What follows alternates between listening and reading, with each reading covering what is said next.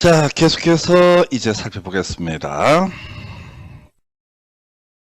이번 시간에는 도시군 기본 계획이란 개념에 대해서 살펴보도록 합니다. 자, 얘는 이제 출제 포인트가 한번 최대 3개 정도 될까요? 해서 일단은 요 계획 체계부터 먼저 다시 한번 가보도록 하겠습니다. 그래서 지금 사실은 중심축이 되는 것은 뭔 얘기였냐면 바로 도시군 관리 계획이라는 개념이었었죠. 그래서 이 도시군 관리 계획이라고 하는 것이 중심축이 되게 된다. 해서 어떤 토지에 대해서 건폐율과 용적률, 용도 제한 등을 다루기 위한 계획, 이 도시군 관리계획 하나의 시 또는 군을 대상으로 원칙적으로 수립이 되었었고, 이것의 기준점을 삼기 위한 계획을 도시군 기본계획, 그리고 이것의 기준점을 삼기 위한 계획을 광역도시계획이라고 불렀습니다. 그래서 그것의 기준점이 경우에 따라 국가계획이라는 개념이 있었죠. 근데 보시다시피 뭐 시험 지문에도 그렇고 법조문에도 소위 뭐는 이 국가계획은 거의 구성이 되지 않습니다. 뭐 그렇다 치고, 자, 일단은 광역도시계획에서 이슈가 됐던 거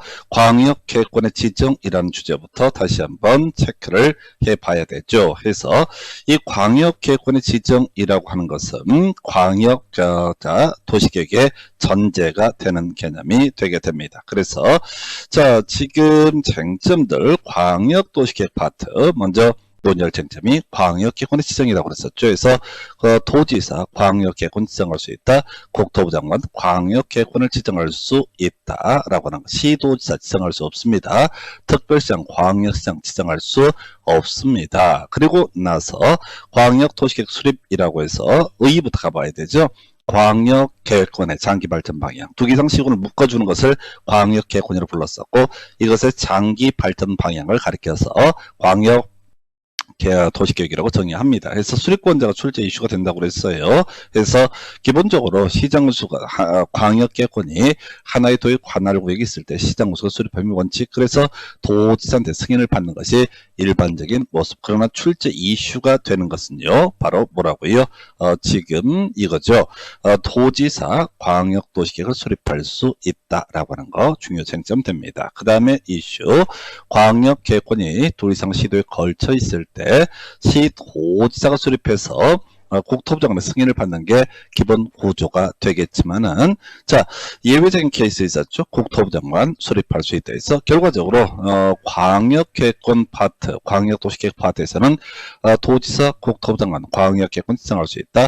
도지사, 국토부 장관, 광역도시계획을 수립할 수 있다. 그 외 광역도시계획은 광역계획권의 장기발전 방향, 뭐 이렇게 봤어요. 그래서 이 다음에 논의할 계획이 뭐가 됩니까?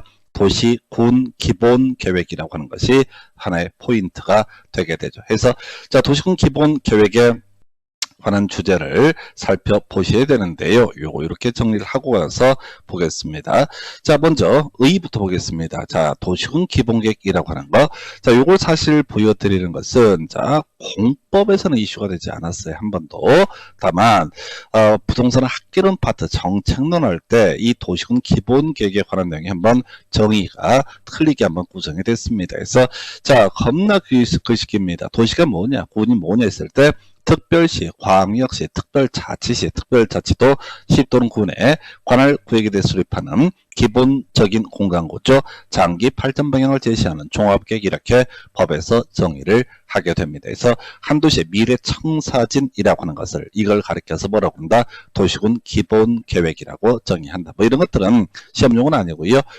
우리가 이제 학개론 공부할 때 이거 설명드리면 이해를 해야 되기 때문에 같이 넣어놨어요. 자, 그래서 제가 6개 과목을 다 마스터를 해보다 보니까 이게 이제 공법에서 다루는 주제가 개론에서, 또 개론에서 다루는 주제가 공법으로 이렇게 서로 매칭이 돼요. 그래서 우리 앞에서 공지, 택지, 그 다음에 부지, 그 다음에 또 뭐가 있었지? 맹지, 뭐 이런 것들 관련해서 관리계획 할 때 같이 비교를 해드렸어요. 그래서 지금 인강을 통해서 계속 이게 수업을 반복해 들어서 어느 정도 체계를 잡으신 다음에는 반드시 여러분들이 제가 뭐 교재도 판매를 하고 있지만은 반드시 자기가 직접 글을 읽어봐야 돼. 다만 시중에 나와 있는 수많은 수험서들, 너무 많은 내용들, 쓸데없는 내용, 중요치 않은 내용, 한 번도 20년간 안 나온 내용들이 거의 80% 70%입니다. 그런 것들을 책 읽다 보면 이게 뒤죽박죽이 돼. 그래서 기본 뼈대를 계속 잡는 과정이 필요하다. 그럼 이제 그 뼈대가 잡혀 있게 되면은 어떤 이제 그거 잡기도 사실 힘들어요. 그래서 한 번에 많이 하려고 하지 마시고 뼈대를 잡는 훈련들을 해 주셔야 됩니다. 그래서 잡소리 한번 해봤고요.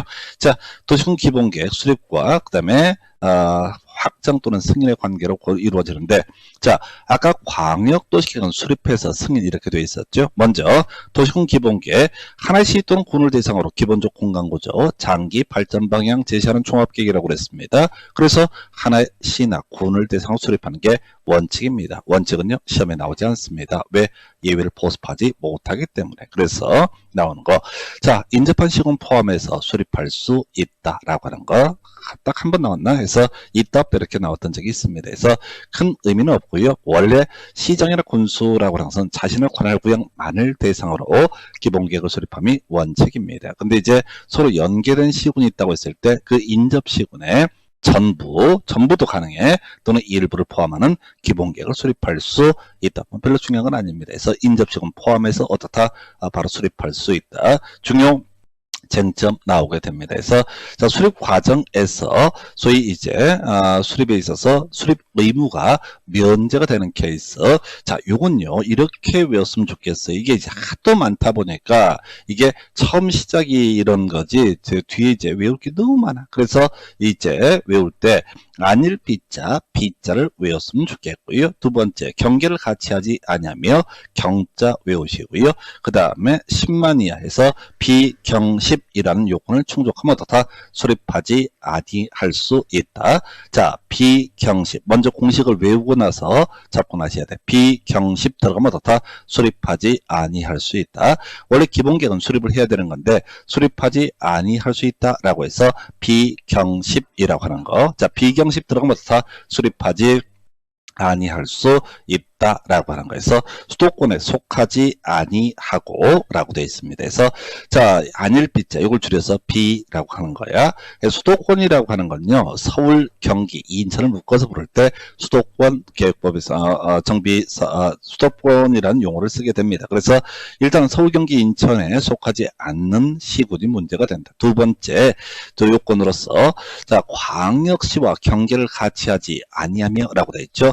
대전이라든가 인천이라든가 뭐 이런 애들, 또는 이제 부산도 마찬가지가 될 테고, 이 주변 도시에 큰 도시가 존재하지 않아야 되고요. 세 번째 요건, 인구 10만 이하 요건. 이제 완전 시골 깡촌입니다. 주변에 큰 도시도 없는. 해서 비경십이라고 하는 거 어떻다? 기본계획 수립하지 아니할 수 있다. 23회 때 구성이 됐었고요. 지금 이제 기본계획 파트에서 늘 걸 거의 다 내버렸는데, 또 하나 출제할 수 있는 쟁점 중에 하나가 비경십 들어가면 어떻다? 수립하지 아니할 수 있다 해서, 자, 비경십이라고 해서 수도권에 속하지 아니하고 광역시와 경계를 같이 하지 아니하며 인구 10만 이하, 이렇게 세 가지 요건을 모두 갖추면 이런 시골 깡촌은 기본적 공간구조, 상기 발전 방향 이런 게 있을 수가 없거든. 뭐 멧돼지 몇 마리 살고 하는데 뭐 그런 게 어디 있어. 그래서 이런 경우는 어떻다? 바로 기본계획 수립하지 아니할 수 있다라고 해서 제일 어려워. 그래서 외우고 들어가야 돼. 자꾸 이걸 읽어보면서 음미하려고 하지 마시라고. 돌아서면 어차피 잊어버릴 거니까. 어차피 잊어버리는 거 일단 공식부터 외우고 나서, 그리고 나서 저는 이제 여러분들 권해드리는 게, 공식 먼저 외우고 나면은 대강 의미 해결해 가실 수 있습니다. 그래서 중요 포인트, 자, 도시공 기본계획 원칙적으로 수립해야 되는데 수립하지 아니할 수 있다 해서 비경십이라고 하는 거, 비경십 어떻다? 수립하지 아니할 수 있다. 그 다음에 이제 검토 들을 주제. 자, 원래 이제 우리가 다 외울 수는 없는데 이 기본 계획을 수립할 때 수많은 절차를 거쳐야 됩니다. 그래서 단순화시키면 기초조사라고 해서 뭐 토지 적성 평가라든가 재취약성 분석 뭐 이런 일정한 절차 거쳐야 되고요. 그 다음에 주민의 의견을 듣는 공청회라는 과정 거쳐야 되고요. 그 외에도 지방의 의견 청취 등 복잡한 과정이 있습니다. 그러나 아직까지 최소한 15년, 16년 사이는 경우에는 거의 출제 포인트가 안 된다. 그런데 출제 포인트가 되는 게 있다 해서 자 이제 절차 생략이라고 하는 것을 암기를 해 주셔야 됩니다. 절차를 생략할 수 있다라고 하는 거. 자 지금요 일단은 실시하지 아니할 수 있다라고 하는 거. 뭐를 실시하지 아니할 수 있느냐 이렇게 가시면 안 되고요. 자 도시군 기본계획 2반 1호부터 5년 내 토지 적성 평가를 실시하는 경우 등 대통령령으로 정하는 경우 이게 한두 개가 아니라는 얘기야. 해서 일단 5년이라고 하는 거 이런 5년 내에 일정한 절차를 거치게 되면 이 토지 적성 평가라든가 제 취약성 분석을 하지 아니할 수 있다라고 해서 5년 내 한 번에서 모두 다 하지 아니할 수 있다. 이게 역시 여러분들이 공부하실 때는 부동산 학개론 파트에서 토지 적성 평가라는 것이 나오게 됩니다. 그래서 어떤 도시에 어떤 토지를 대상으로 해서 계획을 수립을 하고자 합니다. 그러면 이 토지를 앞으로 개발 용도가 갈 거냐 보존 용도로 갈 거냐 뭐 등등등을 가리켜서 토지 적성 평가라고 부르게 됩니다. 그 외에 자 특별히 제 좀 신경을 써야 되는 게 아니냐를 검토하는 것을 제 취약성 분석 이런 표현들이 어려워. 그래서 암기하실 게 뭐라고요? 이런 일정한 절차를 생략할 수 있다라고 하는 거 바로 5년 내 뭐를 실시를 했으면 어떻다 5년 내 뭐가 있었으면 하지 아니할 수 있다 이렇게 가게 됩니다. 자 우리 앞에서 그런 거 있었죠. 자 재검토라고 해서 도시군 기본계획 관리계획은 5년마다 재검토라고 하는 것을 한다고 그랬습니다. 자 이런 경우에요 만약에 2017년 A라는 도시에서 기본계획을 수립을 한다고 하십시오. 처음으로 기본계획을 수립했다고 해보겠습니다. 그러면 그때 분명히 토지 적성 평가라든가 제 취약성 분석이란 일정한 복잡스러운 절차를 거쳐서 수립을 했을 겁니다. 자, 그래서 2018년, 2019년, 2020년, 2021년, 2022년 해서 만약에 2022년이 되면 재검토를 해야 될 텐데 원래 재검토를 한다는 것도 그 복잡하다는 절차를 모두 거쳐야 함이 원칙입니다. 자, 그런데 말이죠. 이 2022년도에 재검토하려고 보니까 어머 최근 5년 전에 토지 적성 평가를 했었네 라고 한다면 이때는 복잡한 절차를 어떻다 하지 아니할 수 있다. 즉 생략할 수 있다라고 이렇게 되어 있습니다. 그래서 자 이게 27회 때 나왔던 출제 포인트가 되겠네요. 그래서 5년이라고 하는 거. 그래서 만약에 2023, 24, 25, 26, 27이 되겠죠. 2027년이 돼서 다시 또 재검토에 5년마다 재검토한다고 하시니까 재검토해야 돼요.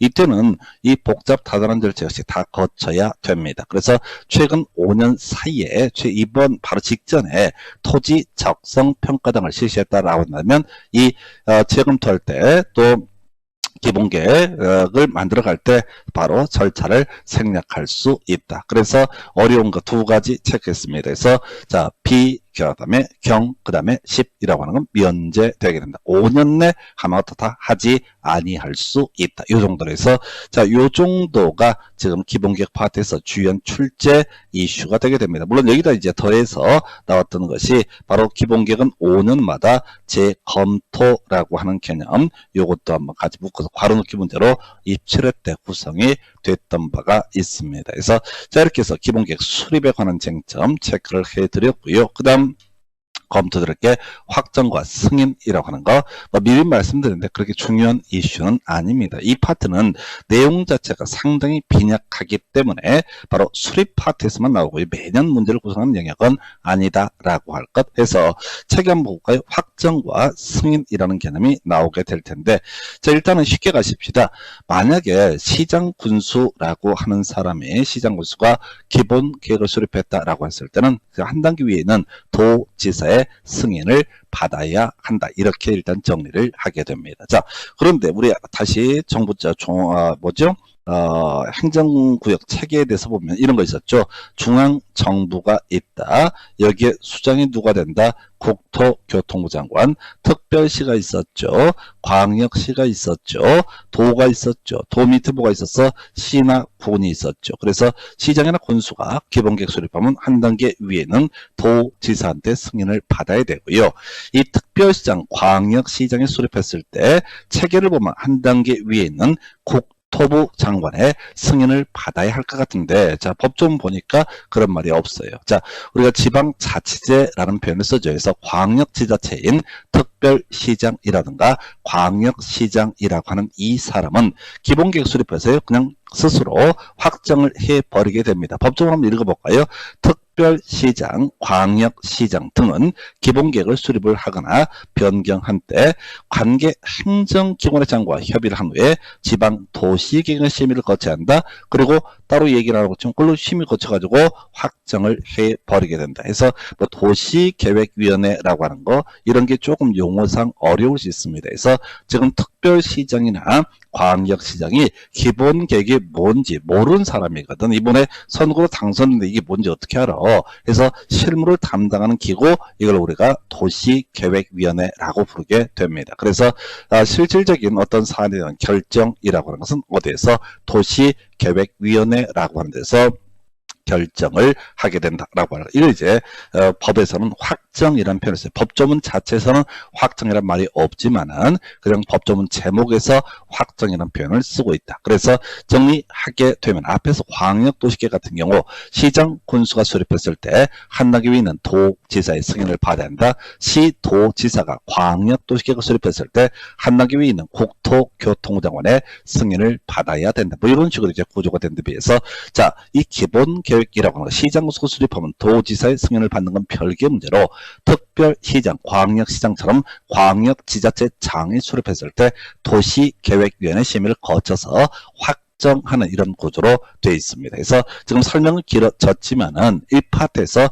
주요 출제 포인트 이미 봤던 5년마다 재검토 얘기랑 같이 묶어서 최근 5년 사이에 토지 적성 평가 등 일정한 절차를 거쳤다라고 한다면 이 절차 등을 하지 아니할 수 있다라고 하는 거, 뭐 이런 게 하나가 있게 될 것이고요. 그리고 또 하나 비, 그 다음에 경, 그 다음에 10 이렇게 외웠었죠. 해서 자, 수도권에 속하지 아니하고 광역시와 경계를 같이 하지 아니하며 인구 10만 이하라는 요건을 모두 충족을 하게 되면은 이때는 어떻다? 기본계획 수립하지 아니하자 토지 적성 평가 등을 실시하지 아니할 수 있다. 이렇게 가게 됩니다. 그래서 자, 요 기본계획 파트는 보시다시피 내용 자체가 상당히 빈약하고 시험에 출제되는 비중도 상대적으로 작은 파트. 자, 그러면 이제 기본계획이 만들어지게 되면 이제 도시군 관리 계획이라고 하는 거, 이 기본계획에 맞춰서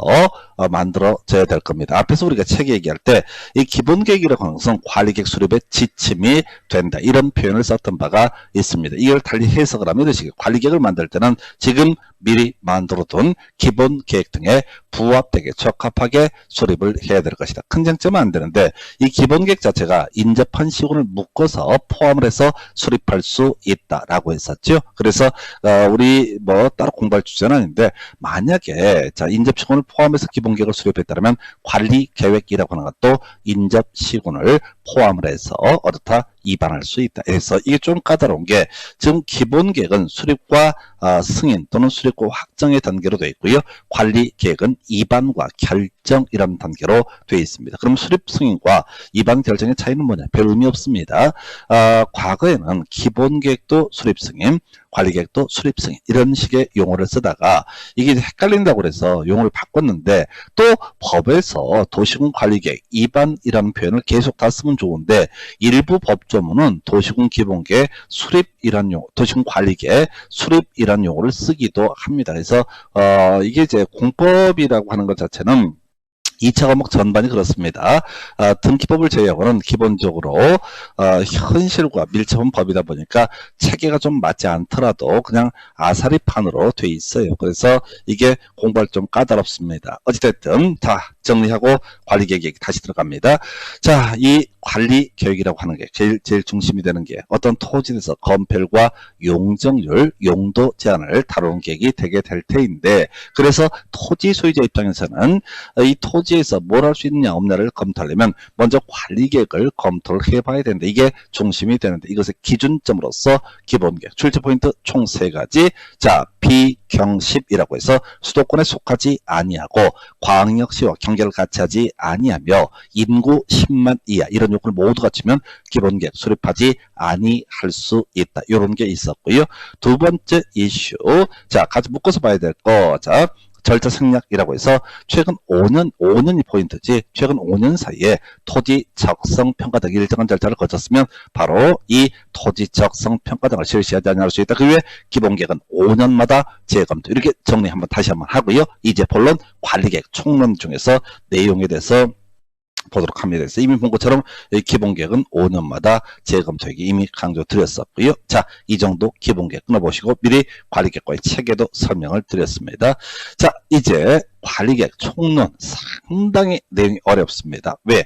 이 관리계획 총론이라고 하는 것은 나중에 이제 본론 들어가서 관리계획만 가지고도 거의 2회 이상 수업을 해야 될 정도로 방대한 양으로 이루어지는 것이 관리계획의 내용이 되게 됩니다. 그걸 오늘 한 30분 안에 다 설명을 드리려고 하니까 머리가 터져버리고 이게 내가 할 수 있는 일이냐라고 이렇게 뭐 회의도 함고 좌절도 할 수 있는 그런 영역이 됩니다. 그래서 근데 그거 하나는 확실합니다. 여러분들이 이 공인중개사 시험이라는 것을 준비를 했잖아요.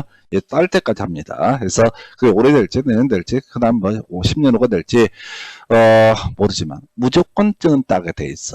다만 그게 빨리 따려면은 이렇게 포인트 좀 단순한 느낌으로 접근해 가시는 게 필요하다. 이렇게 정리해 드립니다. 그래서 자, 도시군 관리계획 먼저 기본계획이나 광역도시계획 내용이 뭐다 이런 얘기 안 했어요. 근데 관리계획은 무려 7개나 있게 됩니다. 그래서 자, 관리계획의 내용으로서 우리 법에서 다루고 있는 것들 7개를 이제 하나하나 검토를 해봅니다. 그래서 용도 지역의 지정 변경에 관한 계획. 자, 이거부터 가볼까요? 도시군 관리계획이라고 하는 것은 토지 소유자가 건축을 하고자 할 때 이 건축물 관련한 규제, 건폐율 규제, 용적률 규제, 용도 제한이라고 하는 3가지 규제를 중심으로 이걸 위해서 만들어진 개념이다. 건폐율은 건물 지을 때 옆으로 펼치는 것을 규제하는 개념, 용적률을 위로 쌓아 올리는 것을 규제하는 개념을 용적률이라고 부르게 된다. 자, 그래서 이제 이게 기본 전제가 됐다고 쳤을 때요. 자, 이런 것들을 다루는 가장 기본 용도 지역의 지정, 변경에 관한 게 보통 줄에서 우리가 용도 지역이라는 표현을 쓰게 됩니다. 그래서 용도 지역이 뭐가 된다? 관리계획에 포함된다. 그러면 용도 지역은 뭘 하자는 거냐?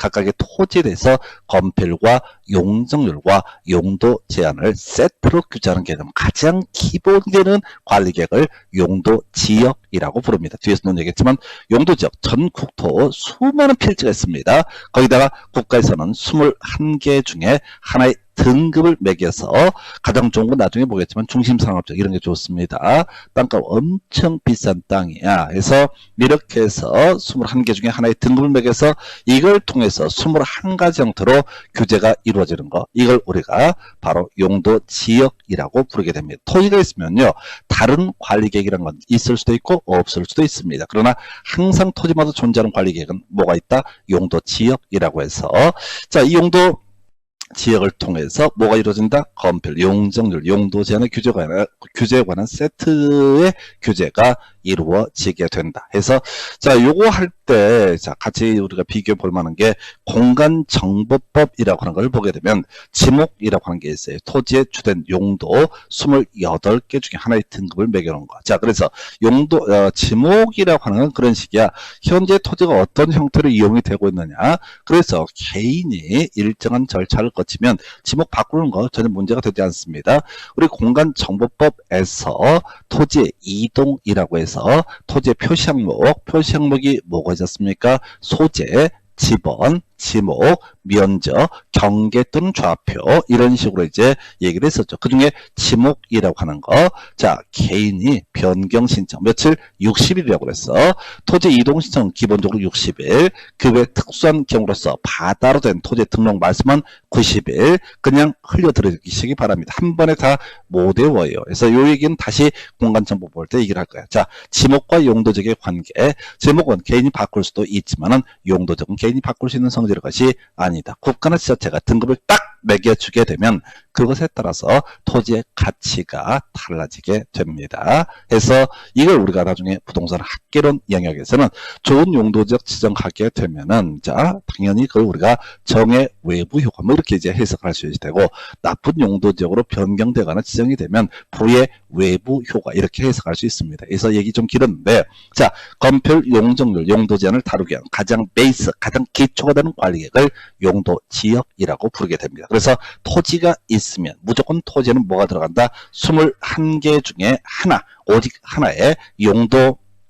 지역값을 갖게 됩니다. 자, 그래서 용도 지역을 통해서 건폐율과 용적률, 용도 제한의 규제가 이루어지게 될 텐데 이런 경우가 있다는 거죠. 용도 지역을 21개 중에 다른 하나로 바꾸게 되면 건폐율과 용적률과 용도 제한 이게 세트가 다 바뀌는 문제가 발생합니다. 그래서 어떻게 하자? 이 중에서 건폐율만 바꾸자 또는 용적률만 바꾸자 이런 식으로 일부, 전체 세트가 아니라 일부 규제를 바꾸는 개념이 용도적 위에다가 추가적으로 용도지구라고 하는 것을 정할 수 있습니다. 용도지구의 종류 나중에 기본 9개 나오게 됩니다. 자, 그 다음에 이 토지 위에 경우에 따라서 용도구역이라고 하는 것을 정할 수 있습니다. 뒤에서 용도구역 5개를 공부를 하시게 됩니다. 그래서 용도지역도 지구도 구역도 다 관리계, 그래서 관리계획이다 보니까 결국은 뭘 하자는 거다. 각각의 토지에 대해서 건폐율과 용적률, 용도 제한 등을 규제하는 개념이 되는데 그 중에서 가장 기초가 되는 개념은 뭐가 되고 용도 지역이라는 개념이 되게 될 것이고, 그 다음에 이것에 따른 규제 일부의 변동을 해서 용도 지구라고 하는 것을 정할 수도 있고 안 할 수도 있습니다. 필요 없으면 용도 구역이라고 하는 것을 정할 수도 있습니다. 용도 지구는 뭔가 나중에 9개 다 봐야 돼. 그래서 자 전체 그림상 결국은 뭐 어떤 표현을 쓰든 간에 건폐율이나 용적률, 용도 제한 등을 규제하기 위한 수단 중에 하나가 용도지구라는 개념. 그래서 어떤 토지 외에 용도지역은 무조건 있다고 그랬었고 이 위에 용도지구가 있으면 용도지역과 지구가 충돌할 때는 그 위에 있는 용도지구에 관한 규제를 우선하여 적용한다. 이런 해석이 가능합니다. 자, 그러면 용도지역 위에 용도구역이 혹시 있다라면은 그때는 용도구역을 용도지역보다 우선하여 적용한다. 이런 것들은 시험에 나오진 않아. 다만 책에서 알고 있어야 돼. 자, 이제 시험과 바로 직결되는 이슈. 용도구역. 용도지구, 용도지역은 아까 21개, 용도지역은 크게 9개 외에도 더 추가될 수도 있습니다. 근데 용도구역이 개수가 작아요. 개수가 작다는 게 지금 몇 개냐면, 바로 5개가 되게 됩니다. 이걸 이제 기계적으로 외우셔야 되지. 개발 제한구역이라고 하는 거, 시가화 조정구역이라고 하는 거, 수산자원 보호구역이라고 하는 거, 도시자연 공원구역이라고 하는 거, 입지 규제 최소구역이라고 하는 거, 이렇게 5개를 묶어서 가라. 그래서 용도구역이라 부릅니다. 그러면 개발 제한구역은 뭡니까 해서 이건 우리가 소위 그린벨트라고 해서 겁나 규제가 센 땅입니다. 그래서 가장 원조, 용도구역의 원조가 개발 제한구역이라는 개념이 되게 됩니다. 자, 그런데 말이죠. 자, 개발 제한구역 지정하려면 나중에 이제 한 가지 설명을 드리지만 주민들에게 뭐 토지 적성 평가니 뭐니 해야 되고 주민의 의견을 듣는 공고 열람 등의 과정도 거쳐야 됩니다. 그리고 지방 의견 청취도 하고 뭐 등등등. 자, 그래서 몰래 그린벨트를 지정할 수는 없어요, 주민들. 그래서 개발 제한구역 지정한다고 그러면 주민들 막 데모하고 난리 납니다. 그래서 국가 권력이 만들어낸 개념이 시가화 조정구역이라는 개념을 만들어내게 된다. 얘랑 거의 쌍둥이, 거의 비슷한 의미야. 이름만 틀려. 시가화 조정구역. 왜? 개발 제한구역 지정을 한다고 하면 사람들이 수십 년간 규제를 받다 보니까 뭐 매우 화를 내고 짜증을 내. 근데 이 무식한 개, 돼지 같은 민중들한테 시가화 조정구역 지정할 겁니다. 공고열람 붙여봤자 대모를 별로 안 하더라. 왜? 모르니까. 근데 자, 결국은 국가권력이 사기치는 거야. 자, 개발제한구요. 어떤 땅입니까? 규제 겁나 센 땅. 시가화 조정구요. 어떤 땅입니까? 규제 겁나 센 땅. 거의 같은 거야. 거의 같은 거야. 약간씩 달라지는 게 있는데 본질은 똑같아. 수산자원 보호구요. 좀 이따 뭐 강조할 텐데 강가를 바닷가 쪽으로 도시가 확산되는 것을 막기 위해서 철저히 개발을 억제하는 지역. 도시 자연공원구요. 공원 만들어주나요? 아니, 개발 못하게 하는 땅. 그래서 개, 시, 수, 도 이렇게 네 가지는요 겁나 규제가 센 땅입니다. 아주 규제가 센 땅이야. 다만 입지 규제 최소 구역. 다시 볼까요? 입지 규제 최소 구역. 개, 서자, 시, 수, 도 이렇게 해서 자주 봐야 돼. 이걸 제가 외우게 할 방법이 없어요. 개발제한구역, 시가화 조정구역, 수산자원 보호구역, 도시자연 공원구역. 그걸 공통적으로 규제 더럽게 센 땅 이렇게 이제 가게 될 테고 입지 규제 최소구역. 규제를 최소화시키는 구역. 어떻게 규제를 최소화할 것이냐? 입지 규제 최소구역 계획. 표현 더럽게 어렵습니다. 그래서 입지 규제 최소구역. 요건 규제 완화야. 규제 완화. 그래서 보통 자 용도 구역은 규제가 전반적으로 센 땅에 대비해서 자 이 중에서 입지 규제 최소 구역이라고 하는 것은 규제가 상대적으로 완화된 땅을 의미하게 된다. 이렇게 설명을 드립니다. 그래서 다시 가십시다. 토지가 있습니다. 그럼 이제 관리계획이라고 하는 거, 어떤 토지에 대해서 건폐율이라고 하는 거, 용적률이라고 하는 거, 용도라고 하는 이런 것들을 규제할 필요가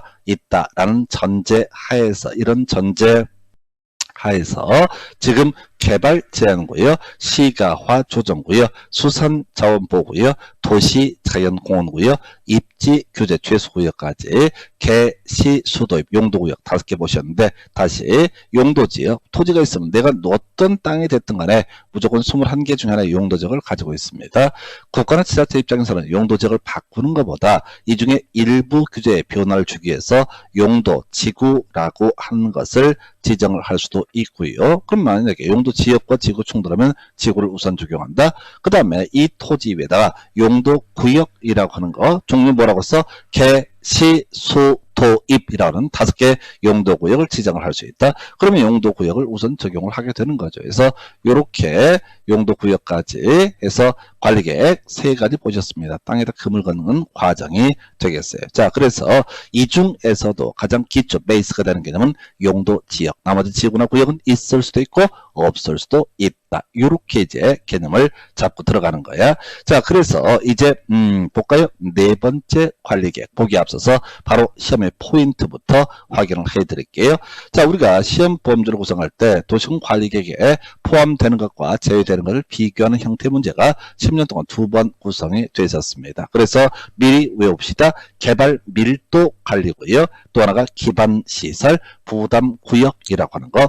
얘는 관리계획이 아니다. 자, 얼핏 보게 되면 구역이란 말을 쓰고 있으니까 용도 구역 같은 뉘앙스를 줘. 좀 더 구체적으로 개발밀도 관리구역이 뭐냐, 기반시설 부담구역이 뭐냐, 이런 것들은 뒤에서 따로 공부할 챕터가 있습니다. 그래서 지금 의미를 새기지 마시고 개, 시, 수, 도입 대가리 따서 외우니까 개발 밀도 관리구역, 그럼 이렇게 착각한단 말이야. 개발 제한구역과 발음이 비슷하기 때문에 착각할 수 있는 영역이 된다. 아니다. 개발 밀도 관리구역은 최소한 용도구역 관리 계획의 범주는 포함되지 않는다. 이렇게 볼 테고, 또 하나가 기반 시설 부담구역. 이건 간단하게 개념 설명드리면 어떤 지역에서 건물 지을 때 자 기반 시설 설치 비용이라고 해서 삥을 뜯는 지역을 기반 시설 부담 구역이라는 용어를 쓰게 됩니다. 그러면 용어를 보면은 마치 용도 구역처럼 보인다. 그래서 지금까지 시험 문제는 개발 밀도 관리 구역만 2번 나왔었고요. 앞으로 언제든지 관리계획 아닌 걸 고르시오. 이런 식의 패턴의 문제를 구성할 때 기반 시설 부담 구역이라고 장문을 칠 수도 있다. 라고 봅니다. 그래서 이렇게 해서 지금 관리계획 중에서 바로 시험 문제 포인트 관리계획 포함되느냐 포함되지 않느냐를 가지고 다루는 주제 개발 밀도 관리구역은 개발 제한구역과 유사한 발음을 갖고 있지만 자 용도구역의 범주에 포함되지 않고 기반시설 부담구역도 용도구역의 범주에 포함되지 않는다라고 봅니다. 자, 그 다음에 이제 검토드릴 4번째 관리계획 기반 시설의 설치, 정비, 계량에 관한 계획. 다시 갑시다. 토지가 있으면 관리 계획 중에서 항상 뭐는 깔려 있다? 용도 지역이라고 하는 것은 무조건 깔려 있다. 총 몇 개? 21개. 그 중에 몇 개? 오직 한 개를 정해서 이에 따라서 건폐율과 용적률과 용도 제한을 규제하는 개념. 이걸 이름하여 용도 지역이라고 부르게 됩니다. 자, 그런데 이 토지에 대해서 지금까지는 건폐율과 용적률, 용도 제한, 즉 개인이 개발하는 것을 억제하기 위한 그런 수단이었었고요. 약간 좀 다른 개념인데 여기에 도로 필요하겠죠. 예, 도로 만들어야 됩니다. 공원 필요하겠죠. 녹지 필요하겠죠. 예, 이런 것들을 우리 우리 생활의 기반이 되는 시설이라고 해서 기반시설이라고 정의를 하게 됩니다.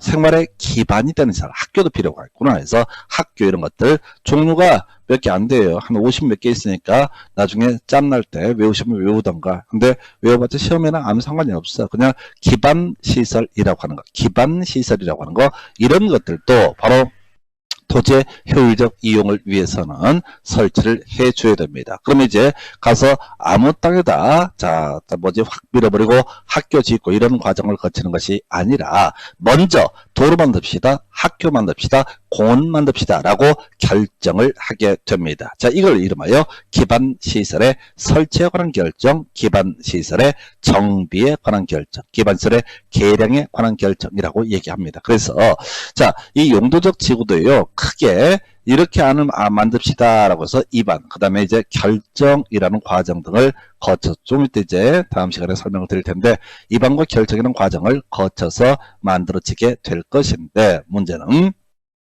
학교, 도로, 공원 이런 것들을 설치할 때도 입안 결정 과정을 거칩니다. 그래서 이렇게 가볼까요? 토지가 있으면 모르겠고 어느 동네가 됐든 간에 용도 지역이라고 해서 21개 중에 하나의 등급을 매겨놨다. 그런데 여기다 도로 만듭시다, 공원 만듭시다, 녹지 만듭시다, 학교 만듭시다 이렇게 결정하게 되는 거, 이걸 이름하여 기반시설의 설치, 정비, 계량에 관한 게. 그래서 앞에서 용도적 지구 구역까지는 땅에다 금거놓고요, 토지 소유자들이 건물의 건축 등을 함에 있어서 야 하지 마라 이런 식으로 이제 가이드라인, 여기까지만 할 수 있어 이런 식의 가이드라인에 비해서 기반시설의 설치, 정비, 계량에 관한 게 요거는 국가가 보통 주로 이제 행정청이 합니다. 물론 우리 시험에서는 비행정청, 행정청이 아닌 자가 도로, 공원을 만드는 것에 대해서 출제 쟁점을 삼는데 이건 뒤에 취합돼서 논의하겠고, 자, 땅에다 단순하게 금만 짓는 것이 아니라 학교도 짓고 녹지도 조성하고 이런 것을 가리켜서 기반시설의 설치, 정비, 계량에 관한 게. 그래서 용어를 하나 만듭니다. 뭐라고? 우리가 이제 여기다 도로 만듭시다라고 결정이 됐다 하십시다. 그러면 이걸 이름하여 도시군계획시설이라는 용어를 쓰게 됩니다. 자, 원래는 이렇게 가야 되지. 도시군, 원래 용어를 쓰면 지금 이게 도시군 관리계획이니까 도시군 관리계획으로 일정한 기반시설을 설치하기로 했으니까 도시군 관리계획 기반시설, 이게 싫으면 도시군 관리계획 시설 이렇게 하면 좋을 텐데 사연은 겁나 긴데 2001년도입니다. 그때 아무것도 모르는 얘기 때문에 이거랑 관련해서는 바로 이 도로 예정제, 학교 예정제, 공원 예정제를 가리켜서 뭐라고 합니다? 도시군 계획시설이라고 부르게 됩니다. 다시요. 자, 법을 배우지 못했던 사람들, 모르는 사람들은 여기 도로 놓인데 이 땅을 이게 학교 자리야 라고 해서 도로 예정제, 학교 예정제, 공원 예정제라는 용어를 쓰는 데 비해서 국토기획법이라는 법에서는 그냥 약속을 하기를 도로 예정제, 학교 예정제 종류 많잖아. 다 예정제 붙이기도 그렇잖아. 그래서 용어를 하나 만들어서 뭐라고? 도시군계획시설. 마음에 안 드시죠? 용어들이 어려워, 발음도 어렵고 어쩔 수 없어요. 그냥 국가에서 이렇게 법을 만든 거예요. 그래서 도시군계획시설이라고 하는. 그래서 실질적으로 도로, 학교, 공원을 설치해가는 사업을 가리켜서 도시군계획시설 사업이라고 부르게 됩니다. 제가 아까 관리계획 범죄에 포함되지 않는 것 중에 하나가 기반시설 부담구역이라고 하는 것이 있었죠. 얘를 여기다 집어넣은 취지가 바로 기반시설의 설치, 정비, 개량에 관한 계획은 관리계획의 일종이지만 기반시설 부담구역 지정 등에 관한 계획은 관리계획이 될 수 없다. 이걸 착각하실까봐 미리 아직은 나오지 않았지만 비교해서 분석을 해놓은 사례고요. 다시 갑시다. 관리계획 중에 한 유형이 도로학교 공원을 만드는 내용, 바로 기반시설의 설치, 정비, 개량에 관한 계획이라는 것이 존재하게 된다. 그래서 이 기반시설을 설치하자고 이반 결정 과정 등을 거치게 되면 이걸 뭐라고 한다? 바로 도시구훈계획시설. 못 배운 사람들은 뭐라 부른다? 도로예정지. 법을 잘 배우신 분들은 뭐라 부른다? 도시구훈계획시설. 이게 짜증이 나도 어쩔 수 없습니다. 약속이니까, 용어의 정의니까. 해서 그리고 이런 도로학교 공원을 실제 건설한 사업, 도시군계획시설을 설치, 정비, 개량하는 사업을 뭐라고 한다? 도시구훈계획시설 사업이라고 부르게 됩니다. 그래서 이렇게 네 번째 관리계획 설명을 드렸었고요. 다섯 번째 지구 단위 계획고요. 그리고 지구 단위 계획이라는 것이 존재합니다. 그래서 다시 갑시다. 토지가 있습니다. 그럼 토지가 있으면 항상 뭐가 있다? 용도 지역이라고 해서 뒤에서 보겠지만 21개 중에 하나의 등급을 매겨서 각각의 토지 소유자에게 건폐율과 용적률과 용도 제한 등을 하게 됩니다. 자, 그런데 지금 관리 계획 중에서 이 지구 단위 계획이라고 하는 것은 이것도 본질은 뭐냐면 관리계획이 뭐 하자는 거에서 건축물과 관련해서 건축물의 건축을 하는 자에게 건폐율과 용적률과 용도 제한. 자, 아까 용도 지역도 이거 하는 거예요. 용도 지구나 구역도 이런 걸 규제하기 위한 목적이라고 그랬습니다. 사실은 기반 시설의 설치 정비 개량에 관한 계획도 결국은 도로 예정지에 건물 못 짓게 막는 거, 건폐율제로 용적률 제로를 만드는 그런 법적 효과가 나오게 됩니다. 그래서 얘기가 조금 길어졌긴 했지만은 결국은 지구 단위 계획이라는 개념도 뭘 하자는 거다? 건폐율과 용적률과 용도 제한, 그 외 나중에 높이 제한 등을 규제하기 위한 것이 뭐가 된다? 바로 지구 단위 계획이다라고 해서, 자, 사실은요, 용도 지역, 용도 지구, 용도 구역 등은 영미법계 미국이나 영국의 법제를 우리 법에 차용을 한 것이고요. 기반시설은 뭐 영국에 당연히 설치했겠죠. 미국에 설치했겠죠. 그래서 여기까지가 영미법 얘기야. 한편 자, 독일 같은 대륙법계에서는 어떻게 하는 거냐라고 했을 때 결국은 사람 사는 모양새는 똑같지. 뭐 용도 지역이라든가 용도 지구라든가 또는 기반 시설 이런 것들은 기본 세트로 들어오는 거야. 그래서 이 지구 단위 계획은요, 이렇게 해석을 하셔야 돼. 결국은 건폐율, 용적률, 용도 제한, 그리고 특히 높이 제한도 규제할 수 있는 관리 계획인데, 문제는 겁나 빠른 용도적. 용도적을 아주 빠르게 바꾸고 싶어. 그러면 원칙으로 하면 시간들이 더럽게 많이 걸려. 근데 지구 단위 계획으로 하면 용도적을 겁나 빠르게 바꿀 수 있다. 용도 지구를 빠르게 지정하거나 변경을 하고 싶어. 그럼 뭘 하면 된다고? 용도 지구로 하면 이게 원칙이니까 시간이 많이 걸려. 그래서 뭘 하면 된다? 지구 단위 계획으로 하면 된다. 그 다음에 도로학교 공원 노선 등을 좀 빨리 바꾸고 싶어. 그러면 그때 뭘 한다? 지구 단위 계획. 그래서 지구 단위 계획은 뉘앙스가 뭐냐면요, 겁나 빠른 용도죠. 겁나 빠른 용도지고 겁나 빠른 자 기반 시설, 용도 지역, 용도 지구, 기반 시설. 이 용도 구역은 주로 사실 이제 지금 체계랑 조금 덜 맞는데 더 도시 외곽 지역에서 관련이 되기 때문에 지구 단위 계획과는 별 관련이 없습니다. 그래서 법에서 명시하고 있지는 않지만 해석을 통해서 지구 단위 계획은 겁나 빠른 용도 지역, 용도 지역 이걸 하지 말고 이걸 지구 단위 계획, 용도 지구 이렇게 가는 게 아니라 지구 단위 계획, 기반 시설의 설정 계획 이렇게 빠르게 하는 게 아니라 이걸 지구 단위 계획이라 부른다. 그래서 뒤에서 보시겠지만 다른 관리 계획보다 각종 절차를 다 생략을 할 수가 있게 됩니다. 그래서 어떤 토지에 대해서 건폐율과 용적률과 용도 제한, 높이 제한을 좀 빠르게 정하고 싶다. 그럼 뭘 한다? 지구 단위 계획. 그러면 천천히 가는 거 하겠어요? 현실에서 빠른 거 하겠어요? 다 빠른 거 하죠. 그래서 결국은 현실에서는 거의 다 지구 단위 계획으로 해결을 하고 있습니다. 그래서 하여튼 이렇게 해서 관리계획 다섯 개, 이게 우리가 공부하는 국토계획법이라는 법에서 공부하는 영역이고요. 그 외에 자, 내용이 많아서 그런데 도시개발사업도 사실은 어떤 토지 효율적 유형을 위한 계획 중에 하나가 됩니다. 그 다음에 정비 사업에 관한 계획. 그래서 이 도시개발 사업에 관한 내용은요, 도시개발법이라는 법을 통해서 따로 공부하십니다. 정비 사업에 관한 계획도 정비법이라는 법을 통해서 따로 공부를 하시게 됩니다. 그래서 관리계획 7개라고 이렇게 제가 대별을 해봤는데, 그 중에서 도시개발 사업이나 정비 사업이라고 하는 것은 네, 요거는 다른 법에서 다루고 있다. 어찌됐든 관리계획 7개, 크게 7개 해서 용도 지역, 용도지구, 용도구역, 특히 용도구역에서 개, 시, 수도, 입이라고 하는 거, 그리고 거기에 개발 밀도 관리구역, 기반시설 부담구역은 포함되지 않는다. 그리고 자, 도로학교 공원 설치할 필요 있겠죠? 기반시설의 설치, 정비, 계량에 관한 게, 그리고 이런 기반시설을 설치하고 자, 결정을 하면 도로예정지, 학교정지, 공원 예정지라는 용어를 쓰게 될 텐데, 자, 법에서는 도시군 계획시설이라는 용어를 쓴다. 그리고 이 도로 예정지 실제 도로를 설치하고 학교 예정지 실제 학교를 설치하는 거 바로 도로건설사업, 학교 건설사업, 이걸 법에서는 도시군 계획시설을 설치, 정비, 계량한 사업에서 도시군 계획시설 사업이라는 용어를 쓰게 됩니다. 자, 이제 남아있는 용어 29회 때 나왔던 쟁점 설명드리겠습니다. 도시 군 계획사. 자, 바로 관리계획의 내용의 일부를 따온 거야. 도시군 계획시설 사업이라고 하는 거 하나 있었죠.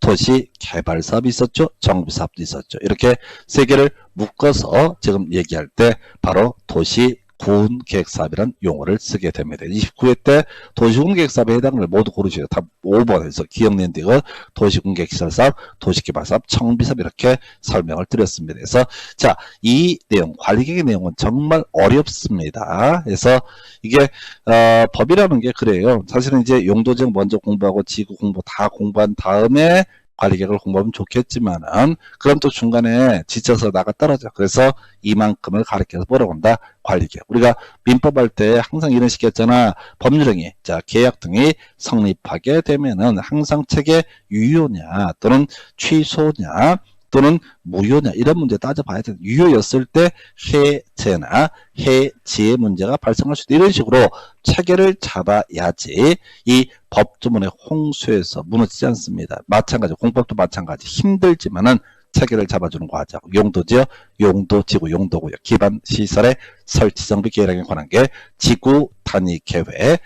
지구 단위 계획을 수립하기 위한 지역적 범주를 가리켜서 지구 단위 계획 구역이라고 부르게 됩니다. 그 외 도시개발사업, 정비사업까지. 그래서 이 중에서 도시군 관리계획 중에서 실제 삽질과 관련되어 있는 것이 도시군 계획시설사업, 도시개발사업, 정비사업 이렇게 해서 관리계획의 범주에 대해서 설명을 드렸습니다. 잠시 끊었다가 이 관리계획 입안 결정 과정에 대해서 설명을 드리도록 하겠습니다.